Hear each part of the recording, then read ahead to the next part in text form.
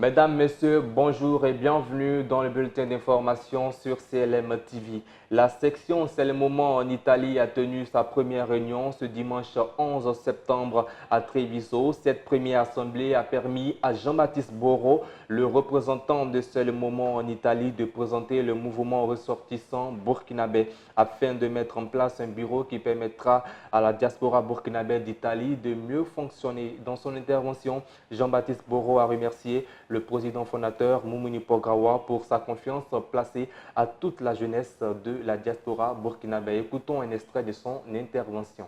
Première rencontre du mouvement de la diaspora, c'est le moment en Italie, Treviso. Tout d'abord, mes remerciements vont au président du mouvement de la diaspora burkinabé, c'est le moment. Merci à M. Moumouni Pograwa pour la confiance placée à ma modeste personne, qui fait de moi aujourd'hui les représentants du mouvement de la diaspora, c'est le moment en Italie. Merci à tous les membres pour votre adhésion au mouvement de la diaspora burkinabé du monde. Vive le Burkina Faso, vive le mouvement de la diaspora burkinabé en Italie, longue vie au mouvement, Dieu bénisse le Burkina Faso, je vous remercie.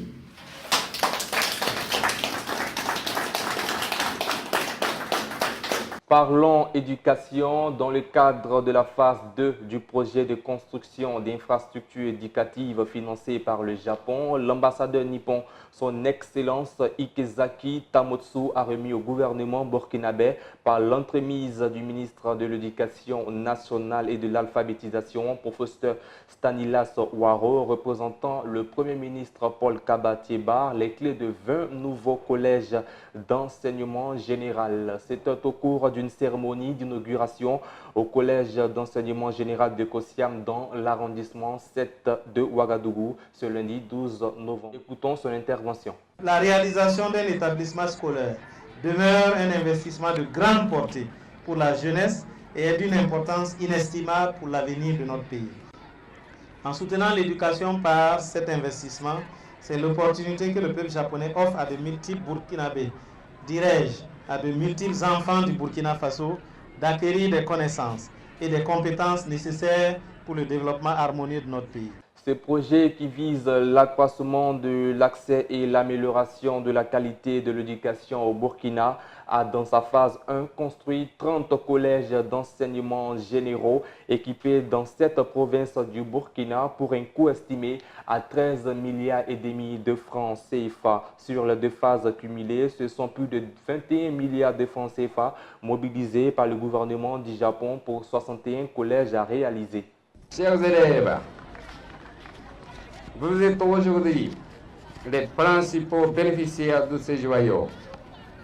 Je vous exhorte à considérer ces bâtiments comme un précieux cadeau venant d'une conviction commune selon laquelle le secret de développement se trouve dans l'éducation et la formation de la jeunesse.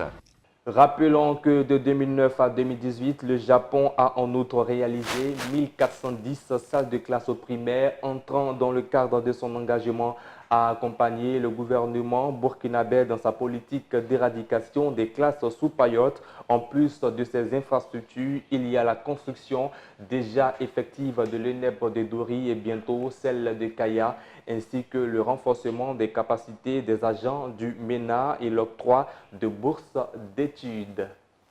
Terminons en santé. Il se tient à Bobo-Dioulasso, Burkina, depuis le lundi 12 novembre, une session de formation des administrateurs et des équipes de direction des établissements publics de l'État, en acronyme EPE, au centre Mouraz de Bobo-Dioulasso. Cette session a été initiée par le ministère de la Santé et elle se déroulera jusqu'au 16 novembre prochain. Cette formation des administrateurs de l'EPE et des équipes de direction, jadis organisée sous la houlette de la direction des affaires monétaires et financières d'AMOF, avait connu un arrêt depuis près de 5 ans. Selon Seydou Nombré, directeur des formations sanitaires publiques, avec cette formation, les participants seront bien outillés afin d'adopter les délibérations qui cadrent avec la réglementation en vigueur et des délibérations qui vont permettre aux EPE d'être performants à la disposition de la population. C'est avec un réel plaisir que je prends la parole pour vous exprimer toute ma satisfaction et toute ma joie de voir se réaliser le présent séminaire de formation à l'attention des administrateurs et des équipes de direction des établissements publics de l'État, en abrégé EPE du ministère de la Santé.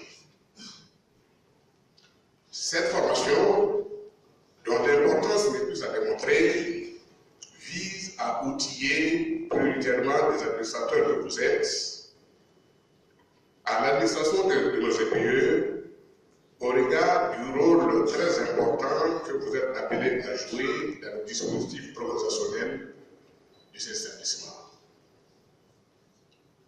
Organe suprême de prise de décision au sein de l'EPE, le conseil d'administration est impérativement invité à se prononcer sur toutes les questions à caractère stratégique touchant la vie de l'EPE. Mesdames et messieurs, c'est la fin du bulletin partiel d'information sur CLM TV. Merci de l'avoir suivi et l'information continue sur les www.cestlemoment.info.